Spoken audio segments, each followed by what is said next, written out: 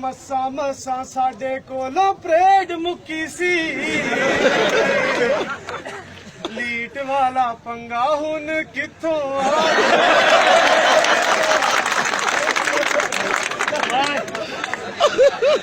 ਆਈ ਕਹਿੰਦਾ ਤੂੰ ਲਾਇਆ ਸਹੀ ਚੱਕਣਾ और खामोशी के साथ सुनो शाबाश डिसिप्लिन से आउट नहीं होना बैठ जा बेटा कोई बंदा खड़ा नहीं होगा बैठ जा बेटे मसा मसा साडे कोलों परेड मुक्की सी लीट वाला पंगा हुन कित्थों आ गया लीट वाला पंगा हुन कित्थों आ गया सीडीआई कहंदा तू लाया सही चकना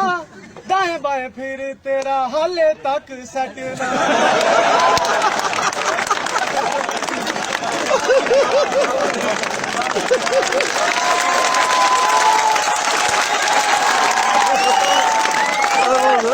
दोबारा वंस अगेन कहना तू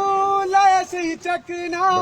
दाएं बाएं फिर तेरा हाले तक सटना सलाम फंग कर साडी जान मुक गई लीट वाला पंगा हुन कित्थों आ गया लीट वाला पंगा हुन कित्थों आ गया साडे को ते हुंदी वन मील भी पास ना चर मिलदा तेरे व्यू च भी चांस ना साडे को ते हुंदी वन मील भी पास ना चर मिलदा तेरे व्यू च भी चांस ना दौड़े चल कर कर मैख मुक लीट वाला पंगा हुन कित्थों आ गया